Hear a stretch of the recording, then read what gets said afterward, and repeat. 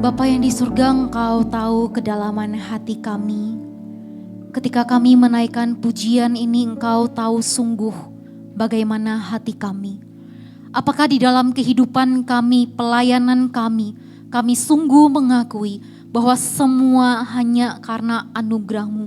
Kami boleh hidup, kami boleh melayani, kami boleh punya talenta, kami boleh punya segala apa yang kami miliki saat ini. Sungguh hanya karena anugerah-Mu, Engkau tahu kedalaman hati kami. Dan pada pagi hari ini Tuhan, ketika kami akan bersama-sama merenungkan kebenaran firman-Mu, biarlah firman-Mu yang boleh menyelidiki hati kami, menjadi sebuah cermin yang membawa kami kembali berkaca di hadapan Tuhan. Sungguhkah kami mengakui semua hanya karena anugerah Tuhan. Tuhan, hamba-Mu dalam segala keterbatasannya, biarlah kuasa Roh Kudus yang boleh berbicara kepada kami, sehingga kelemahan hamba-Mu tidak menjadi penghalang bagi firman-Mu untuk boleh menelusuri kedalaman hati kami. Terima kasih Tuhan, hanya di dalam nama Tuhan Yesus kami berdoa dan siap untuk merenungkan kebenaran-Mu. Amin. Silakan duduk teman-teman. Shalom. Aduh, kayaknya selalu ya. Shalom. Nah gitu dong, yang semangat teman-teman ya, sebagai anak muda ya. Oke, nah teman-teman, suatu kali teman-teman di sebuah perusahaan, ada seorang karyawan itu yang sangat dikasihi sama bosnya. Jadi ketika si bos ini ngelihat si karyawan ini, ya anggap saja namanya Budi, kayaknya gak ada yang namanya Budi ya. Anggap aja si karyawan ini namanya Budi, si bos ini ngasih kesempatan buat Budi ini untuk mengembangkan kemampuannya. Jadi si bos ini selalu rela begitu ya, dia ngasih, ayo kamu tak bayarin ya, kamu ikut training ini. Ayo kamu ikut training ini ya, training itu. Wah teman-teman, si Budi ini senang begitu ya. Dia dapat kesempatan untuk mengembangkan potensi dirinya. Teman-teman setelah mengikuti training-training yang ada, kemudian teman-teman si Budi ini makin lama kelakuannya di kantor, dia makin sombong sama teman-temannya yang lain. Ketika dia ngelihat teman-temannya gitu ya, kerjaannya nggak perfect, nggak baik, wah kerjaan dia datengin, kamu ini ya harusnya nggak gini. Nah, kemudian teman-teman dengan segala talenta dan potensi dirinya yang udah berkembang, ternyata suatu kali dia ketahuan di luar sana, dia mengerjakan pekerjaan yang lain yang sebenarnya merugikan perusahaan. Teman-teman, kalau kalian jadi bosnya, apa yang akan kalian lakukan? Malam sunyi senyap, tidak ada suara. Apa yang dilakukan kok teman-teman yang jadi bos? Ngelihat karyawannya kayak gini? Semuanya kayak berpikir,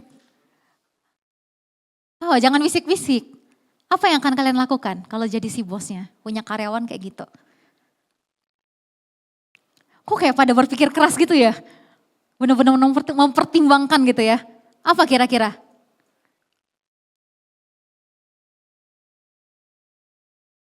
Gak ada yang bersuara, saya tunjuk nanti. Kayaknya emang udah kebiasaannya ya mesti ditunjuk ya. Tristan, kan ngelola kafe nih. Kalau kamu punya karyawan kayak gitu gimana? Kasih SP, oke. Siapa lagi ya? Yang cewek deh. Sharon. Apa sih kira-kira sih yang kamu lakukan sama si karyawan ini? Oh sorry, oke, aku nggak melihat yang berjalan-jalan. Fania, apa yang akan kamu lakukan? Tegur. Oke, nah teman-teman itu mungkin hal-hal yang akan teman-teman lakukan begitu ya. Kita kalau punya karyawan seperti ini, kita udah kasih training baik-baik gitu ya, dia bisa kembangin potensinya, ternyata hidupnya makin sombong di kantor, suka-suka dia negur karyawan lain dengan cara yang gak baik begitu ya, di luar dia punya usaha sendiri, bener ya. Kalau saya jadi dia juga saya rasa saya kayak Tristan gitu ya, tak kasih SP gitu ya, kamu tuh kok gak tahu terima kasih gitu, udah dikasih training baik-baik. Nah teman-teman, kita bisa berkata demikian, tetapi teman-teman saya hari ini mau ajak kita coba berkaca ke diri kita sendiri.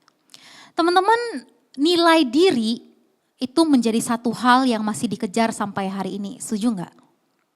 Banyak orang yang mengembangkan talentanya, kemampuannya, potensinya untuk apa? Supaya dia nilai dirinya itu makin naik, makin dikenal banyak orang, makin terkenal begitu ya. Ih, si ini pinter loh, oh ini si jago loh. Banyak orang yang kemudian mengejar itu. Tapi teman-teman, suatu kali jika apa yang dikejar itu tidak tercapai ataupun hancur, maka teman-teman bisa jadi muncul sebuah pertanyaan di dalam diri kita, am I important gitu ya. Ketika segala hal yang udah kita kejar, kita lakukan, kita upayakan, tetapi kemudian itu semuanya hancur, maka mungkin ada pertanyaan kecil yang muncul dalam hati kita, sebenarnya keberadaan diriku itu penting gak sih? Teman-teman, hal ini juga bisa terjadi di tengah-tengah kehidupan gereja. Ketika kita berada dalam gereja, kita dalam komunitas, mungkin kita bisa mempertanyakan, apakah kehadiranku, apakah talentaku, apakah potensi diriku di tengah-tengah tubuh Kristus ini, apakah aku penting? Mungkin pertanyaan itu pernah muncul dan terbersit dalam pikiran kita. Kalau misalnya aku gak ada di tengah-tengah komunitas ini, kira-kira apa yang terjadi? Apakah aku sungguh penting di tengah-tengah komunitas? Teman-teman, namun saya rasa teman-teman pertanyaan ini merupakan pertanyaan yang sudah diingatkan 2 minggu lalu begitu ya, ketika kita berbicara mengenai tubuh Kristus teman-teman. Maka kalau ini masih jadi pertanyaan kita pada hari ini, apakah aku penting dalam tubuh Kristus? Aku mau tegasin ke teman-teman, dirimu merupakan bagian yang penting dalam tubuh Kristus dan Tuhan menempatkan kamu dengan tujuan tertentu. Jadi saya harap teman-teman di sini nggak ada lagi yang mempertanyakan hal ini begitu ya. Apakah aku penting di tengah-tengah komunitasku? Apakah aku penting di tengah-tengah fungsian? Aku mau katakan dirimu itu merupakan bagian yang penting di dalam tubuh Kristus di tempat ini. Dan kamu ditempatkan Tuhan di sini dengan tujuan tertentu. Maka teman-teman, hari ini izinkan saya untuk mengajak kita merenungkan satu hal yang lebih mendalam teman-teman. Bukan lagi berbicara mengenai am I important, tetapi am I taking part? Apakah aku mengambil bagian dari dalam apa? Teman-teman, setiap kita gitu ya, 2 minggu lalu kita dengar dalam 1 Korintus 12, kita semuanya di tempat ini punya potensi. Tuhan percayakan setiap kita talenta, gak ada satu orang pun yang tidak diberikan talenta karunia sama Tuhan. Tapi pertanyaannya teman-teman, di tengah-tengah karunia yang Tuhan percayakan buat kita, apakah aku mengambil bagian di dalam membangun tubuh Kristus? Ketika aku melayani di sini, sungguh-sungguhkah aku membangun tubuh Kristus? Ketika Tuhan percayakan aku kemampuan, apakah aku pakai untuk membangun tubuh Kristus di tempat ini? Itu yang mau kita renungkan bersama-sama. Karena itu teman-teman, mari saya mau mengajak kita membaca satu bagian firman Tuhan dari 1 Korintus pasal 14. 1 Korintus pasal 14. Nah, isinya panjang 40 ayat, kita nggak bacakan semua ya. Kalau kita baca 40 ayat, kita pulang jam 12 nanti. Oke, yuk 1 Korintus pasal 14, ada beberapa ayat ya yang teman-teman boleh lihat di depan. Ayat 12, ayat 26 sampai 28, kemudian 39 sampai 40. Teman-teman, kita baca bergantian ya, saya mau tes konsentrasi ya. Saya ayat ke-12, nanti bergantian teman-teman boleh lihat ayat yang di depan. Oke, kita mulai ya. 1 Korintus pasal 14 ayat yang ke-12. Demikian pula dengan kamu memang berusaha untuk memperoleh karunia-karunia roh, tetapi lebih daripada itu hendaklah kamu berusaha mempergunakannya untuk membangun jemaat. Teman-teman?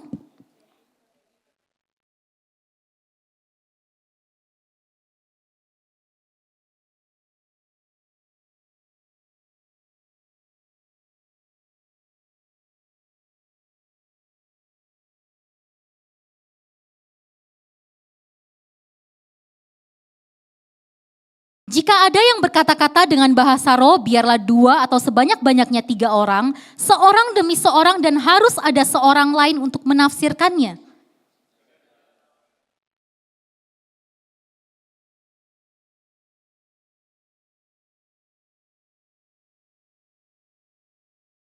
Karena itu saudara-saudaraku, usahakanlah dirimu untuk memperoleh karunia untuk bernubuat, dan janganlah melarang orang yang berkata-kata dengan bahasa roh. Bersama. Tetapi segala sesuatu harus berlangsung dengan sopan dan teratur. Oke, teman-teman, jemaat Korintus ini merupakan jemaat yang kaya, baik secara materi mereka kaya, secara potensi mereka kaya, secara karunia-karunia rohani mereka itu juga kaya, teman-teman. Tapi sayangnya teman-teman, di tengah-tengah jemaat yang kaya akan segala sesuatu ini, mereka menghadapi banyak banget permasalahan. Teman-teman udah bahas ya. Dari awal Januari kita udah bahas terjadi apa aja, perpecahan di dalamnya, kemudian terjadi perselisihan, mereka hidup dalam dosa, mereka hidup dalam penyembahan berhala, dan kemudian teman-teman masalah karunia rohani itu juga jadi masalah di tengah-tengah mereka. Nah teman-teman, kalau kita perhatikan dalam surat Korintus, Paulus itu punya ciri khas tertentu teman-teman. Biasanya si Paulus ini kalau tulis surat, dia tuh tulis dulu nih. Misalnya gitu ya, kalau kita mau lihat dari pasal 12 sampai 14, di pasal 12 ini si Paulus ini ngasih landasan dulu. Pasal 12 dia tulis landasan teologisnya apa, 13 apa, kemudian di 14 nanti dia baru kasih jawabannya. Kalau kita perhatikan teman-teman di pasal 12, di sana Paulus itu kasih sebuah dasar teologis yang kuat, di mana semua karunia rohani itu berasal daripada Tuhan, dan dia ingetin jemaat tuh, kalian semua itu punya bagian. Kalian punya peranan di dalam tubuh Kristus. Kaki gak bisa bilang kalau dia bukan tangan jadi dia gak penting. Tangan gak bisa bilang dia bukan mata jadi dia gak penting. Semuanya itu punya bagian masing-masing dan semuanya itu penting. Kemudian dalam pasal 13 teman-teman kita lihat di sana si Paulus ini ngasih sebuah landasan yang dasar lagi. Dia menegaskan tentang yang namanya kasih. Kasih itu yang seharusnya menjadi landasan, menjadi penggerak bagi kamu dalam menggunakan karunia rohanimu. Jadi kalau kamu melayani Tuhan, kamu pakai karunia rohani di dalam dirimu, dalam tubuh Kristus, harusnya yang gerakin itu adalah kasih. Kasih yang mendorong kamu mau melayani Tuhan, kasih yang mendorong kamu mau menasehati temanmu, kasih nih yang harus ada terutama dalam dirimu. Nah itu minggu lalu ya teman-teman kita udah bahas begitu ya.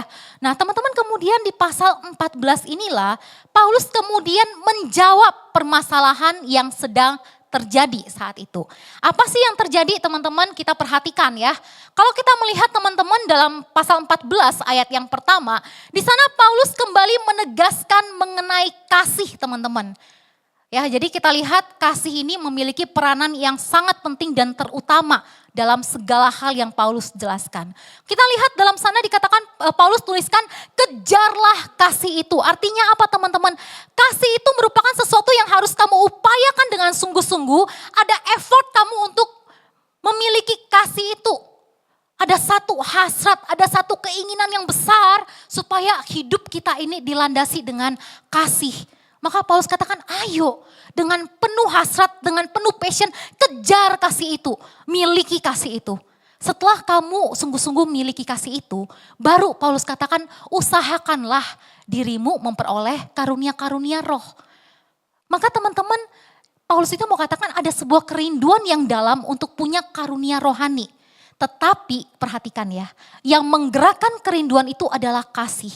Jadi aku rindu aku bisa melayani Tuhan bernyanyi, aku rindu aku bisa bermain musik, aku rindu aku bisa melakukan segala sesuatu. Tetapi dasarnya itu adalah kasih. Dan tujuannya itu untuk membangun tubuh Kristus. Ya perhatikan ya, Paulus benar-benar highlight ini. Yang mendasari kamu punya karunia rohani itu adalah kasihmu. Dan kamu melakukannya tujuannya itu bukan untuk supaya aku bisa dilihat aku punya nilai diri yang baik. Tapi semuanya itu kamu lakukan, kamu kejar untuk membangun yang namanya tubuh Kristus. Nah teman-teman, kita lihat teman-teman di sini pertanyaannya begitu ya. Kalau saya baca ini, apa sih yang terjadi di tengah-tengah jemaat Korintus sampai Paulus tuh benar-benar highlight masalah karunia rohani ini. Sampai Paulus bahas soal kesatuan tubuh Kristus, Paulus bahas soal kasih. Apa sih yang terjadi sebenarnya di tengah-tengah jemaat saat itu teman-teman? Teman-teman saat itu ada satu perdebatan-perdebatan yang terjadi begitu ya. Di mana jemaat-jemaat pada saat itu sangat meng-highlight yang namanya karunia bahasa rohani, bahasa roh teman-teman. Maka dari itu gak heran kita lihat dalam pasal 14, 25 ayat pertama di sana Paulus banyak sekali membahas tentang karunia roh. Teman-teman unik begitu ya kalau kita lihat kembali di pasal yang ayat pertama tadi, Paulus itu menuliskan sebuah frasa terutama karunia untuk bernubuat. Teman-teman, apa sih karunia untuk bernubuat? Karunia bernubuat di sini itu berbeda dengan perjanjian lama. Kalau di perjanjian lama bernubuat itu Allah berfirman kepada nabi untuk menyampaikan sebuah pesan yang akan terjadi, gitu ya. Ada sebuah hal yang akan terjadi di depan, ke depannya, maka nabi itu menyampaikan kepada umatnya.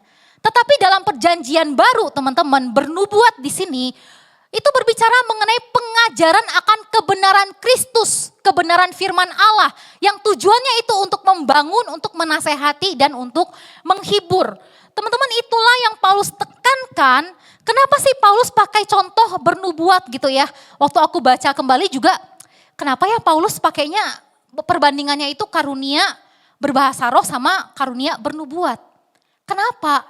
Teman-teman, Paulus pakai perbandingan dengan karunia bernubuat karena dia tahu dengan jelas. Karunia bernubuat ini tujuannya itu sangat jelas. Ketika penyampaian firman itu disampaikan. Jemaat itu saling menyampaikan kebenaran, saling sharing akan kebenaran. Di sana fungsinya jelas untuk membangun satu dengan yang lain. Untuk menasehati, untuk menghibur satu dengan yang lain. Nah teman-teman, ada apa dengan karunia bahasa roh? Nah saya nggak akan bahas dengan mendalam tentang bahasa roh teman-teman.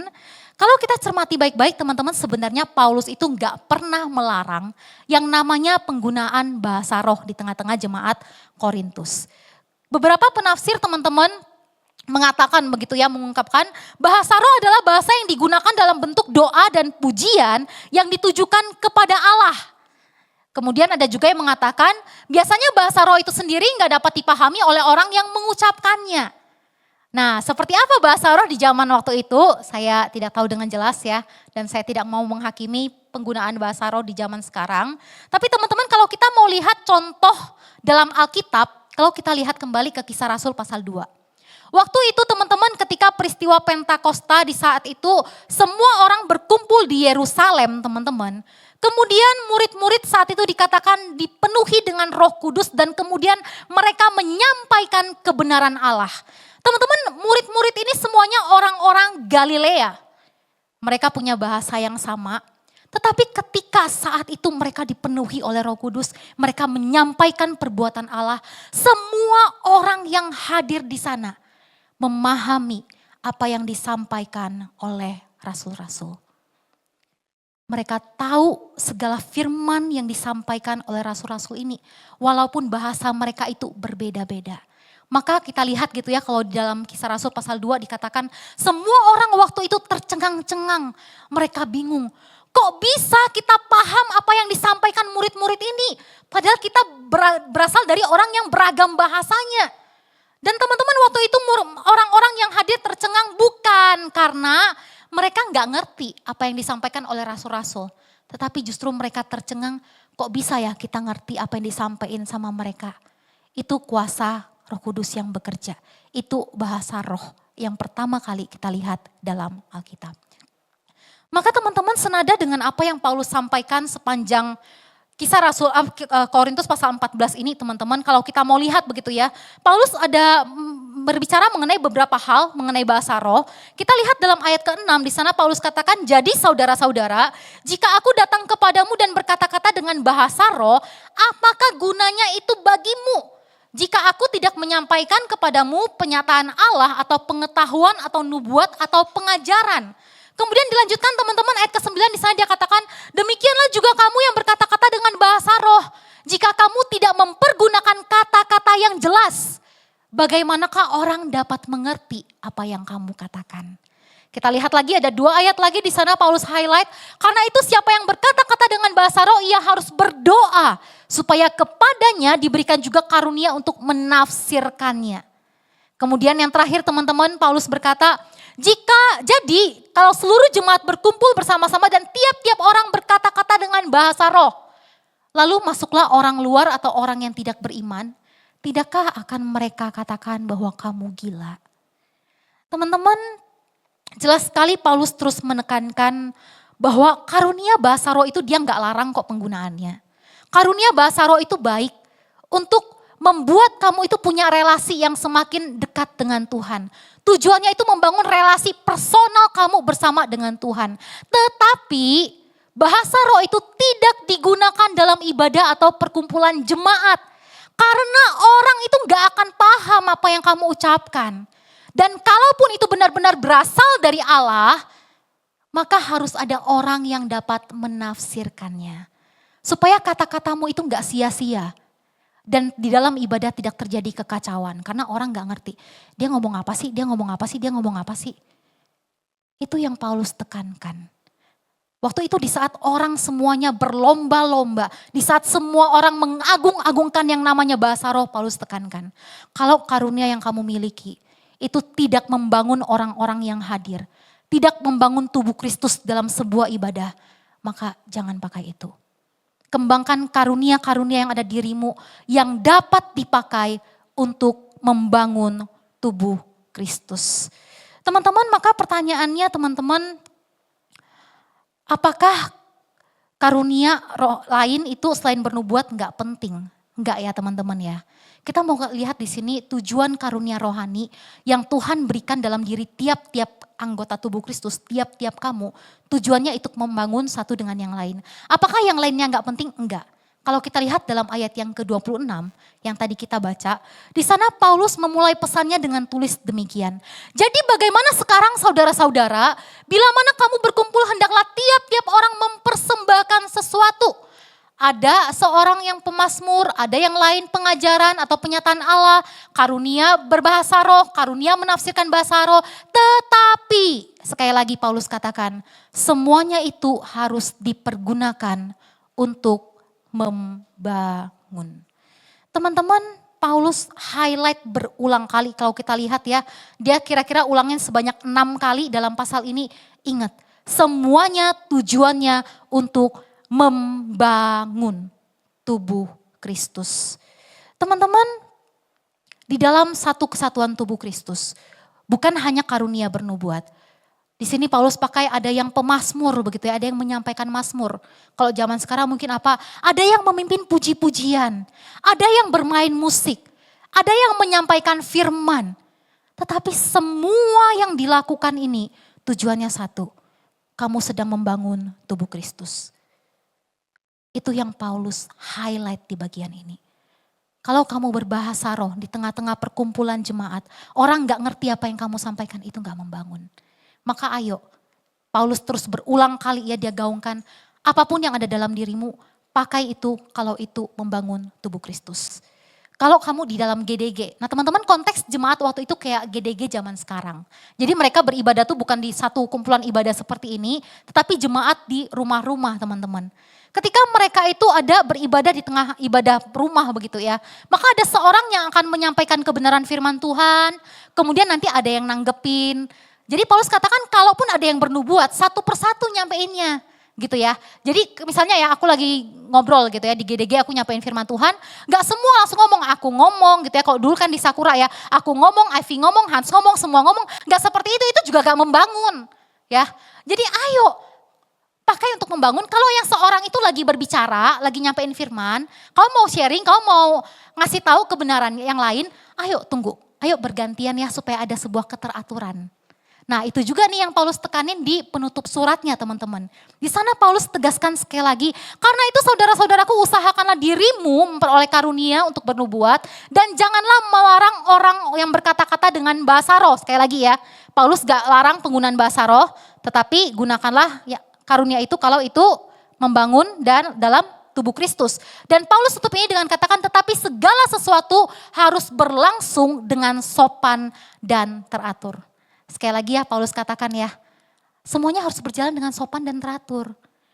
Jangan orang masuk dalam ibadah, orang malah bingung, ini pada ngapain ya di sini ya? Orang gak ngerti dan itu gak membangun orang yang baru datang. Itu gak membangun pertumbuhan iman kita, enggak.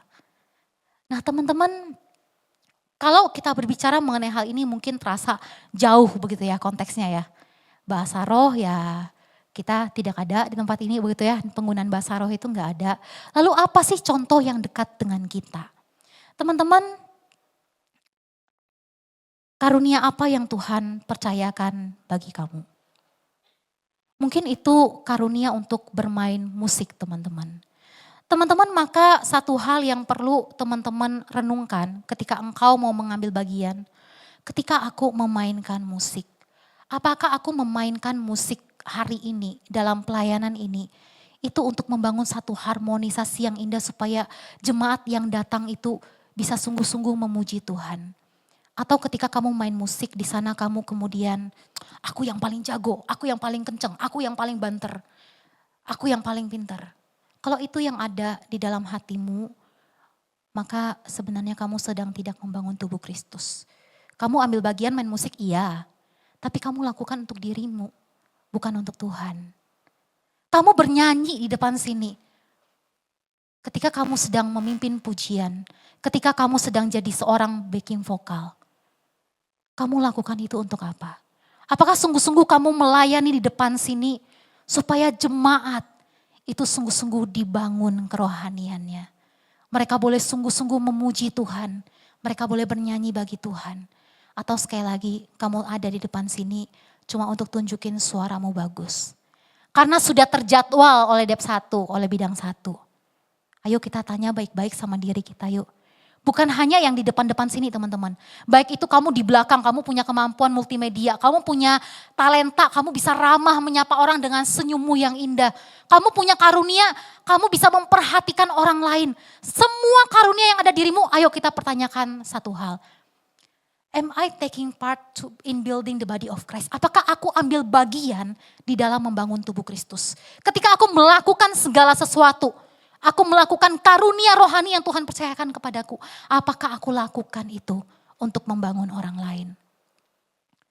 Atau teman-teman di sisi satunya. Mungkin teman-teman punya banyak karunia di dalam dirimu. Karunia untuk bernyanyi, karunia bermain musik. Coba tanya yuk, kamu pakai itu enggak? Untuk tujuan yang udah Tuhan tetapkan dalam dirimu. Untuk membangun tubuh Kristus. Atau jangan-jangan kita kayak karyawan yang tadi teman-teman di awal. Tuhan kasih kita kepercayaan, Tuhan kasih kita talenta. Kita nggak pakai untuk membangun tubuh Kristus. Tapi di luar gereja, di luar tubuh Kristus. Wah kita main musik mungkin di kampus. Kita kerja main musik di kafe, di wedding. Kita pakai suara kita bernyanyi di luar sana, main band dan segala hal. Atau talenta segala hal ya, teman-teman punya banyak karunia. Teman-teman bisa desain, bisa segalanya. Kamu punya banyak karunia nih yang udah Tuhan kasih buat kamu. Tapi kamu gak pakai itu untuk bangun tubuh Kristus. Tuhan udah kasih talenta. Tapi kamu gak pakai di tengah-tengah tubuh Kristus. Kamu pakai di luar sana untuk mengembangkan dirimu. Teman-teman, maaf. Itu juga gak berkenan di hadapan Tuhan. Tuhan udah kasih talenta, Tuhan kasih karunia. Kembangkan itu. Pakai itu untuk tujuan yang Tuhan tetapkan bagi dirimu. Yaitu untuk membangun tubuh Kristus. Maka teman-teman, saya menyimpulkan punch point dari si Paulus ini. Kalau mau dalam bahasa sekarang, dia itu mau katakan begini. Gunakan tiap karunia rohani yang ada di dalam dirimu untuk bangun tubuh Kristus. Bukan untuk unjuk talenta dan kemampuan. Bukan untuk saingan atau menjatuhkan. Bukan untuk dipendam atau disimpan. Tetapi menciptakan harmoni yang indah. Untuk saling membangun dan memuliakan Tuhan. Maka pertanyaannya itu ya yang di atas. Yuk kita tanya dalam diri kita masing-masing. Tuhan itu udah percayakan talenta buat aku. Talenta yang beda-beda. Kamu bisa multimedia, kamu bisa banyak hal mungkin. Keramahanmu, kebaikan hatimu, kasihmu, segala hal yang ada di dalam dirimu. Kemampuanmu. Ayo kita tanya, aku udah ambil bagian gak ya untuk membangun tubuh Kristus.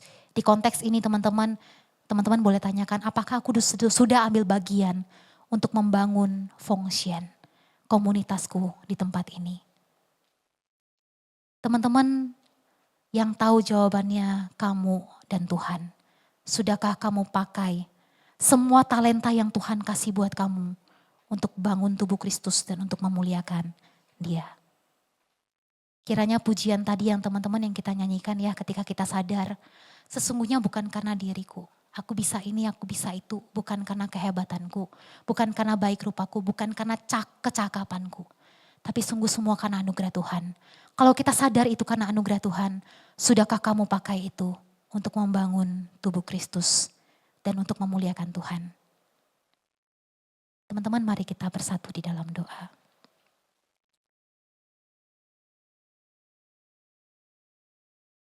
Tuhan, Engkau tahu hati kami. Engkau tahu motivasi kami. Engkau tahu hidup kami. Di tengah segala hal yang Tuhan percayakan bagi diri kami. Talenta kami, kemampuan kami. Engkau tahu Tuhan. Sudahkah kami sungguh-sungguh menggunakannya untuk membangun tubuh Kristus? Ketika kami melayani di tempat ini, apakah kami sungguh-sungguh lakukan untuk membangun tubuh Kristus? Atau semua hanya karena rutinitas, semuanya karena ingin unjuk diri? Tuhan, Engkau tahu hati kami. Engkau tahu juga Tuhan, apakah kami pakai potensi yang Tuhan berikan untuk membangun tubuh Kristus di tempat ini? Atau kami sesungguhnya memakai semuanya untuk kepentingan diri kami di luar sana, untuk mengembangkan nilai diri kami? Engkau tahu. Tuhan, hari ini sadarkan kami. Segala karunia yang Tuhan anugerahkan bagi hidup kami, tujuannya itu satu, supaya kami bangun tubuh Kristus dan kami boleh memuliakan Tuhan. Tuhan, tolong kami.